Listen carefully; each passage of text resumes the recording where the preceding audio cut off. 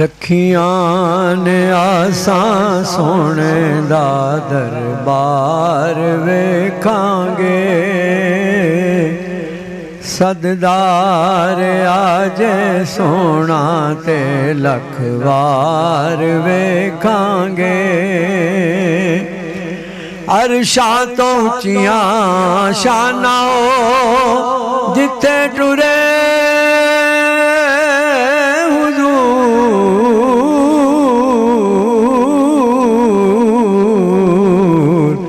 جا کے اسیو گلیاں تے بازار ویکھاں گے جا کے اسیو گلیاں تے بازار ویکھاں گے امت لے جا کے روندا سی جتھے آمنہ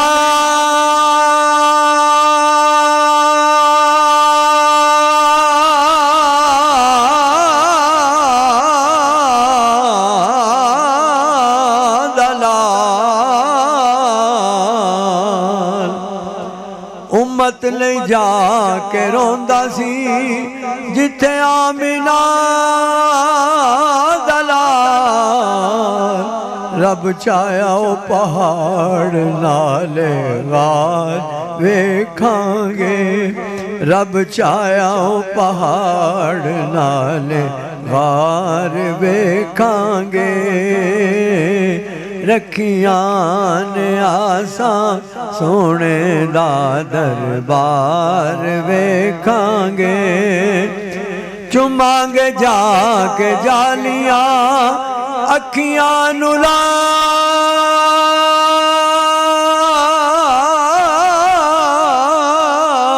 کے نال ایک امت دا غم خار تے دو یار ویکھاں گے ایک امت دا غم خار تے دو یار ویکھاں گے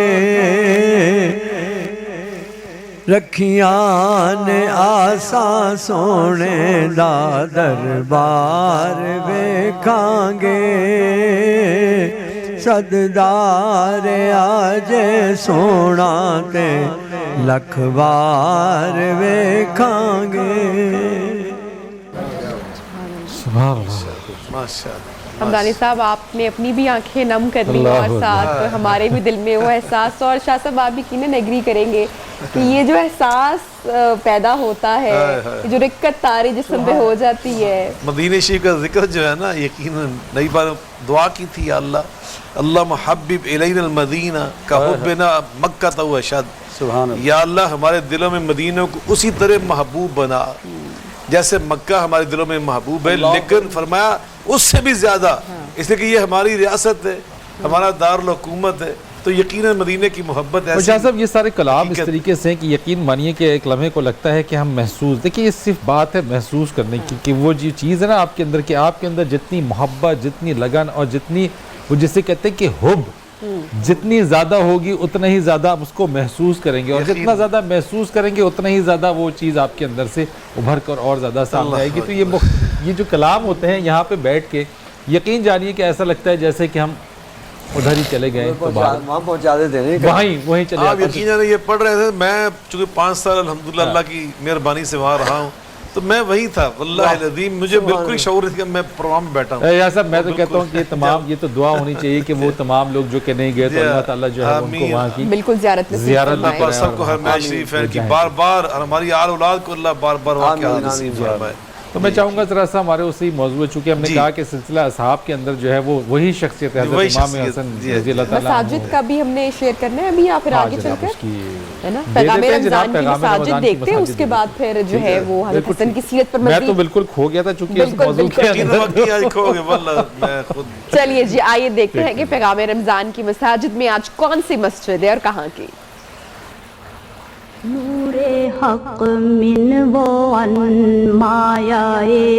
جان و تن مرحبا مرحبا خاتم الانبیاء مرحبا مرحبا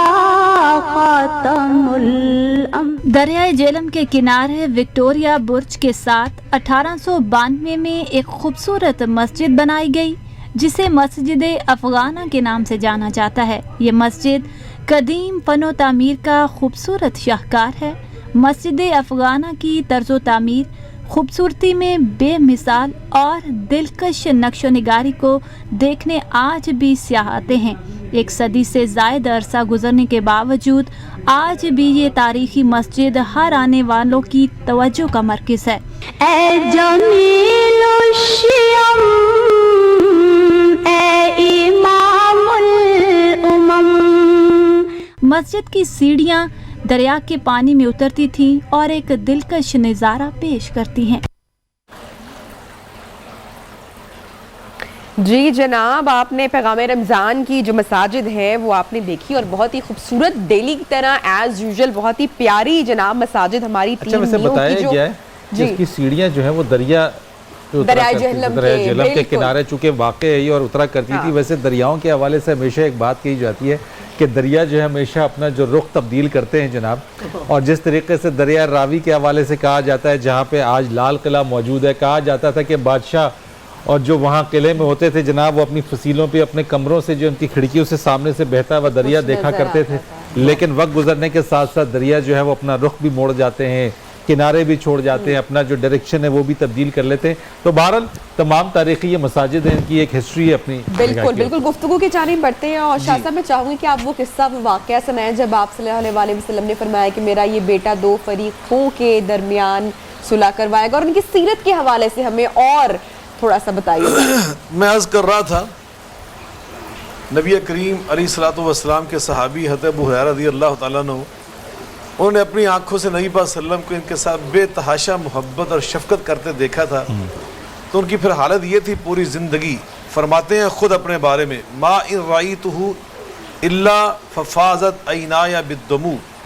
میں جب امام حسن کو دیکھتا تھا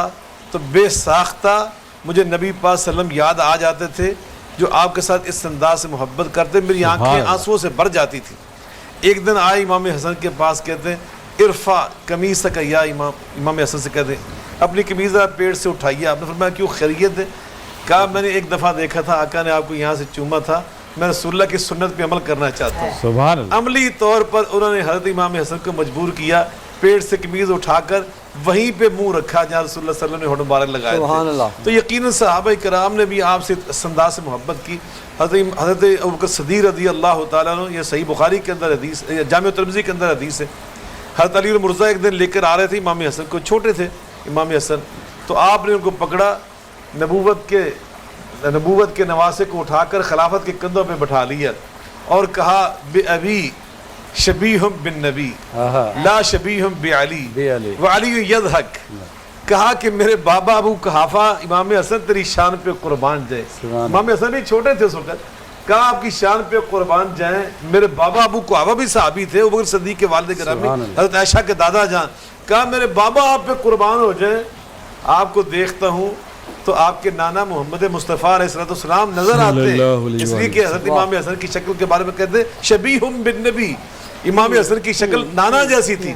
اور آگے کہا لا شبیہ بعلی، اتنی مشابت بابا علی سے نہیں ہے جتنی مشابت نانا جناب محمد مصطفیٰ علیہ السلام کے ساتھ۔ اور حضرت علی غصہ کرنے کے بجائے خوش ہو رہے، یضحک مسکرا رہے تھے۔ تو حضرت علی خود فرماتے ہیں کہ من سرّ ان ينظر الى اشبہ الناس برسول اللہ صلی اللہ علیہ وسلم ما بین صدرہ الى راسہ فلینظر الى الحسن،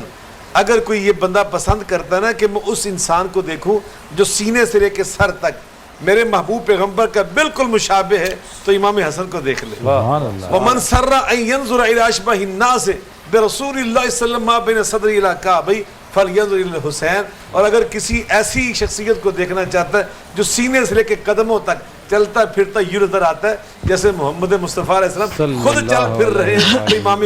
حسین کو دیکھ لے۔ دونوں بھائیوں کو دیکھ کے نبی پاک یاد آتے تھے، نبی پاک نظر آتے تھے صحابہ کرام، ان کی محبت کی آنکھیں تھی. نبی پاک صلی اللہ علیہ وسلم ان دونوں سے اتنا پیار کرتے. ایک دن نبی پاک خطبہ جمعہ ارشاد فرما رہے، خطبہ جمعہ، اللہ اکبر. اور سیدہ فاطمہ زہرا اماں جان نے ان کو تیار کر کے نہلا کر کپڑے پہنا کر نانا جان کا خطبہ سننے کے لیے بھیجا. اس وقت ایک بیٹے کی عمر 6 سال تھی، دوسرے بھائی کی عمر 5 سال تھی. دونوں آ رہے تھے. علیہما قمیصان احمران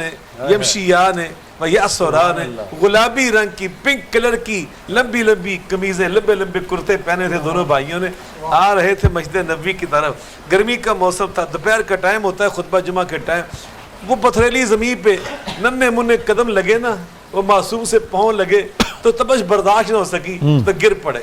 جلدی سے اپنے آپ کو بچانے کے لیے نیچے گر پڑے. پھر اٹھے تو قدم پھر جلے، پھر گر پڑے. میرے آقا مسجد نبوی کے ممبر سے یہ سارا منظر اپنی آنکھوں سے دیکھ رہے تھے. میرے آقا علیہ الصلوۃ والسلام کسی صحابی سے فرما سکتے تھے کہ اٹھو بھاگ کر میرے بیٹوں کو پکڑ کے لاؤ. نبی پاک سے اللہ نے ایسا نہیں کروایا. اللہ نے کیا کروایا؟ نبی پاک نے خطبہ چھوڑا. آقا خود فرماتے فلم اصبر حتی قطعت حدیثی، میں صبر ہی نہ کر سکا، میں نے خطبہ جمعہ منقطع کر دیا، میں نے ممبر چھوڑ دیا، میں نے لوگوں کی گردنوں کو پھلانگ دیا، میں نے صفوں کو چیر دیا. خود جا کے اٹھا کے لائے، دونوں کو سینے سے لگایا، ممبر کے سامنے لا کے بٹھایا اور فرمایا ہما ریحانتا یا من الدنیا،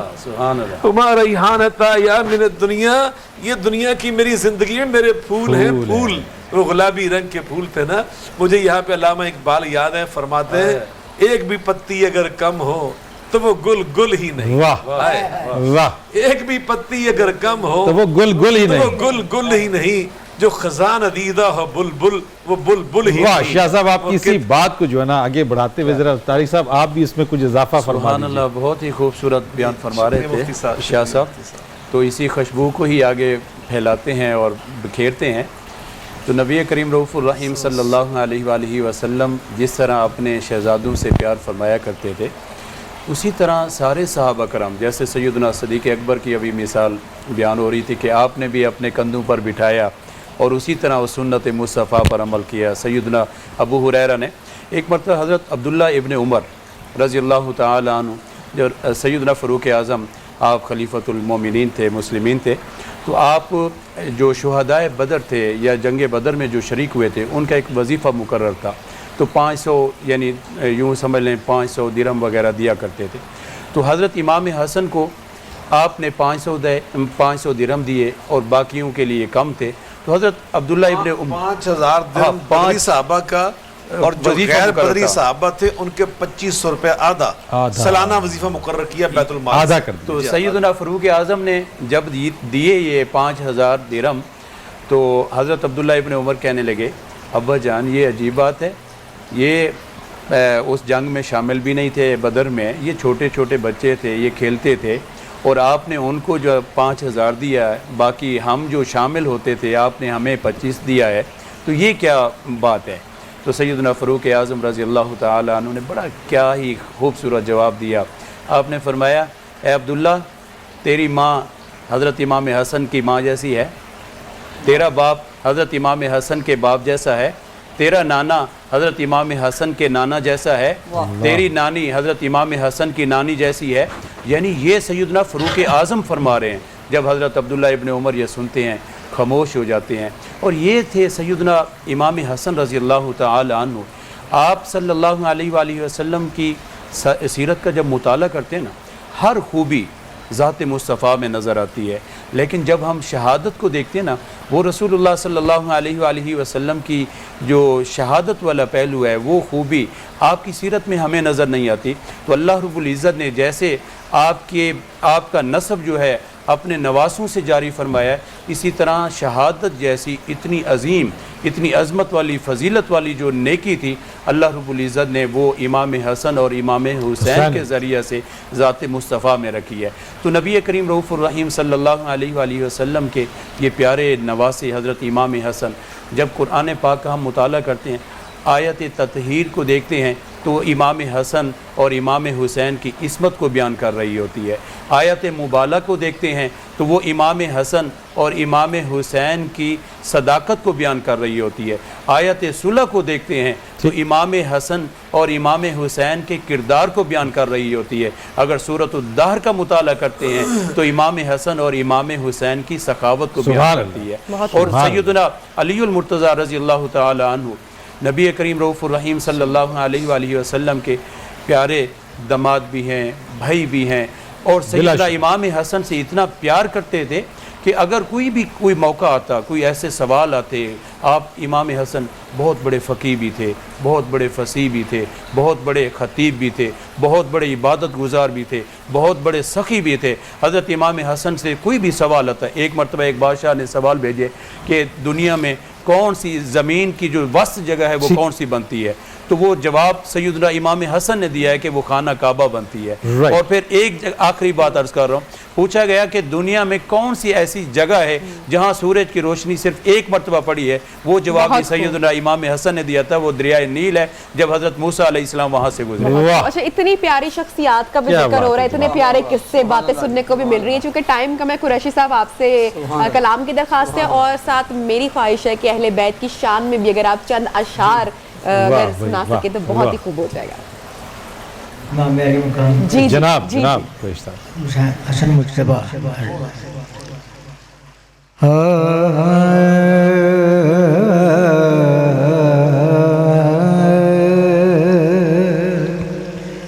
سرتاب قدم ہے تن سلطان زمن پھول، سرتاب قدم ہے تن سلطان زمن پھول، لب پھول دہن پھول زکن پھول بدن پھول،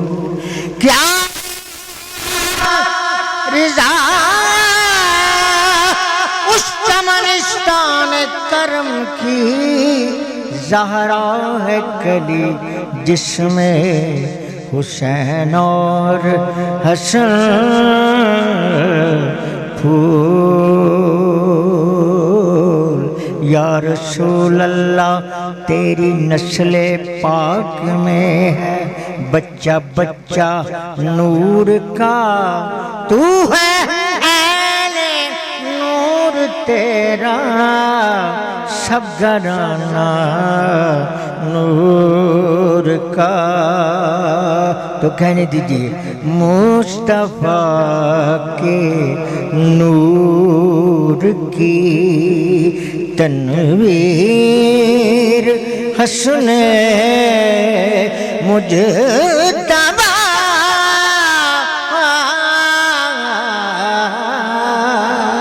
مصطفیٰ کے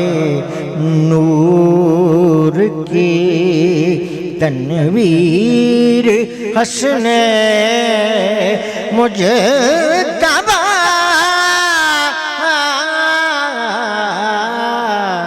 حسن نبوی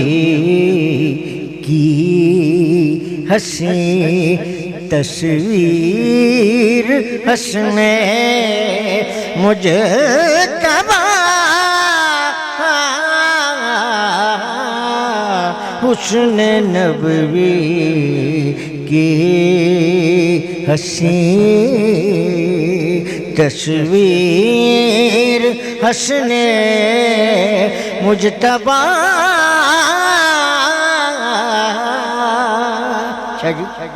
نور عین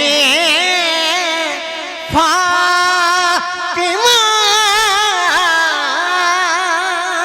ابن علی صبت علی، نور عین فاطمہ ابن صبت علی، عظمت ساری تیری جاگیر حسن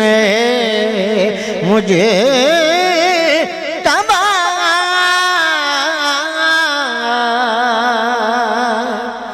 پنجتن کا ایک تن، پنجتن کا ایک تن جن کے لیے ناد علی ہوئی، پنجتن کا ایک تن جن کے لیے ناد علی ہوئی، آسمان سے آیت تطہیر حسن مجھے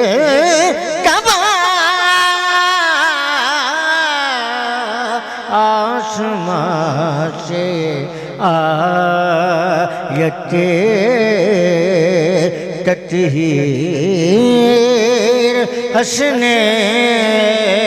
مجھے اپنے کندھوں پر اٹھا کر سرور کونین نے یوں دکھائی ہے تیری توقیر حسن مجھے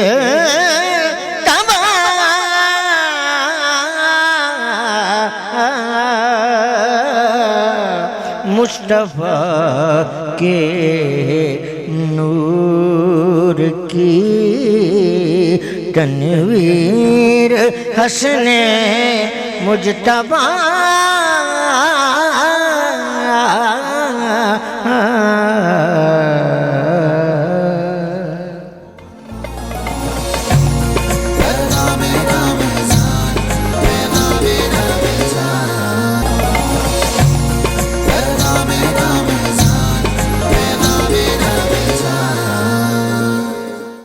بلغ العلا بکمالہ کشف الدجا بجمالہ حسن جمیع خصالہ صلو علیہ وآلہ صلو علیہ وآلہ۔ میں تھا کیا مجھے کیا بنا دیا، میں تھا کیا مجھے کیا بنا دیا، مجھے عشق احمد عطا کیا، مجھے عشق احمد عطا کیا۔ ہو بھلا حضور کی آل کا،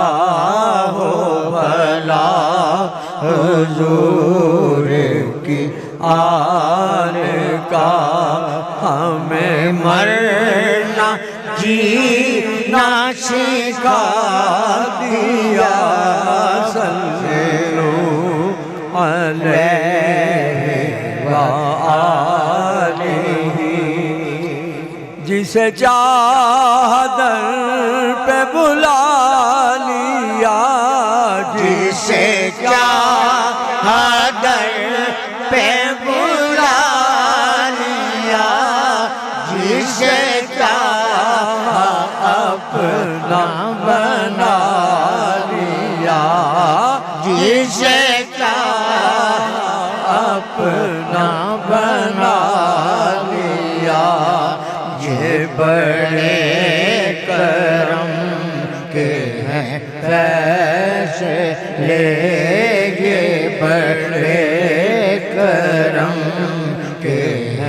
کیسے یہ بڑے نصیب کی بات ہے فلا والعلا بکمال ہی کشف الدجا بجمال ہی حسن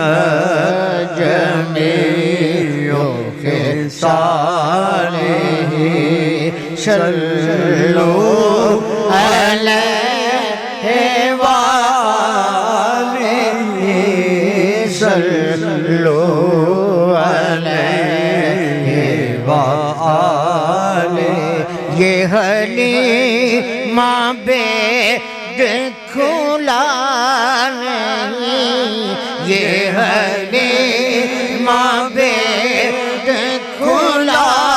نہیں یہ مقام چونو چرا نہیں یہ مقام چونو چرا نہیں تو خدا سے پوچھ وہ کون تھے تو خدا سے پوچھ وہ کون تھے تیری بکریاں جو چرا گئے بلا العلا بکمال وہ گھڑی بھی آئے کہ خواب میں وہ گھڑی بھی آئے کہ خواب میں وہ دکھائے اپنے تجلیاں وہ دکھائے اپنی تجلیاں میں کہوں کہ آج حضور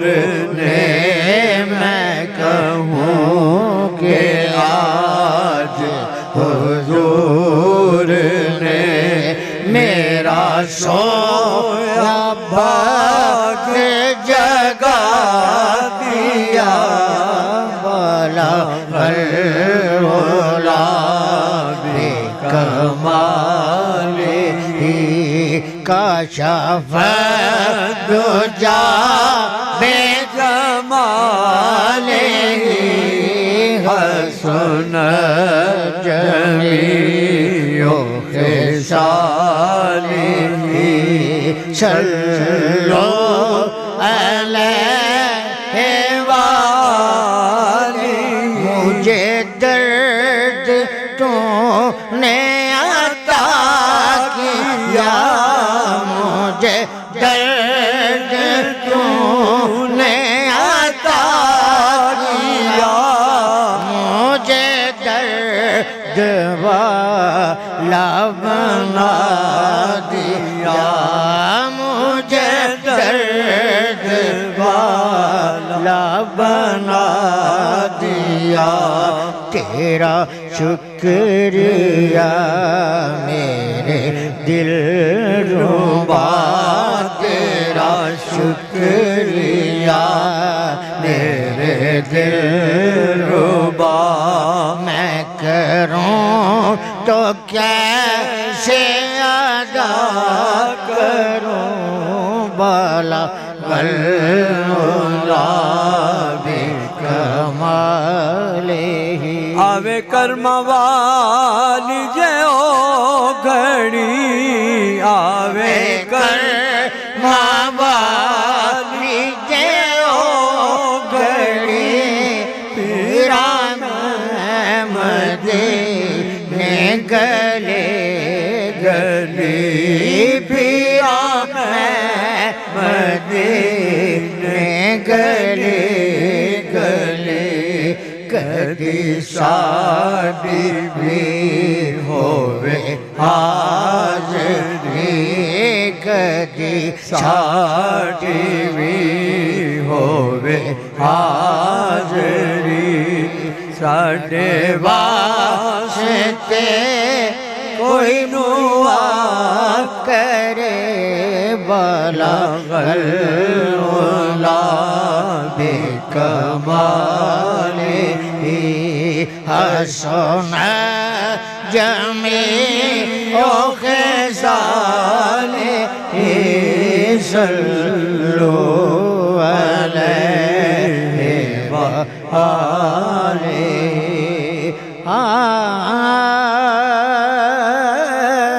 या रसूल अल्लाह रुखे मुस्तफा वो किताब है रुखे मुस्तफा वो किताब है जो मोहब्बतों का निसाब है जो मोहब्बतों का निसाब है यही मेरे पीछे नजर रहे यही मेरे पीछे नजर रहे यही रात दिन मैं पड़ा करूं बला वल्ला बेकमाले कशफ जो जा बेकमाले हसन जमीओ खिसाले सल्लु अलैहि व आलिहि सल्लु अलैहि व आलिहि मैं बुरों से लाख बुरा सही मैं बुरों से लाख बुरा सही मगर उनसे है मेरा वास्ता मगर उनसे है मेरा वास्ता मेरी लाज रखना मेरे खुदा मेरी लाज रखना मेरे खुदा के तेरे हबीब की बात है बलगल उला बेकमाले तुम्हें हद अक्ल न पा सकी तुम्हें हद अक्ल न पा सकी फकत इतना हाल बता सकी फकत इतना हाल बता सकी कि तुम्हें एक जलवाए राज थे कि तुम्हें एक जलवाए राज थे जो आया तरंगे मजाज में बलगल उला बेकमाले कशफ जो जा बेजमाने हसन जमीओ खिसाले सल्लु अलैहि व आलिहि सल्लु अलैहि व आलिहि करूं तेरे नाम पे जा फिदा करूं तेरे नाम पे जा फिदा नाम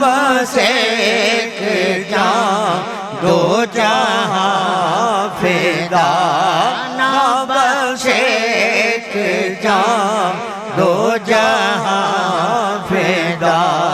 دو جہاں سے بھی نہیں جی برا دو جہاں سے بھی نہیں جی برا کروں کیا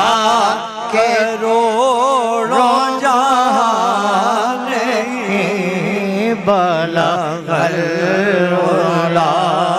بکمالہ کشف الدجا بے جمالہ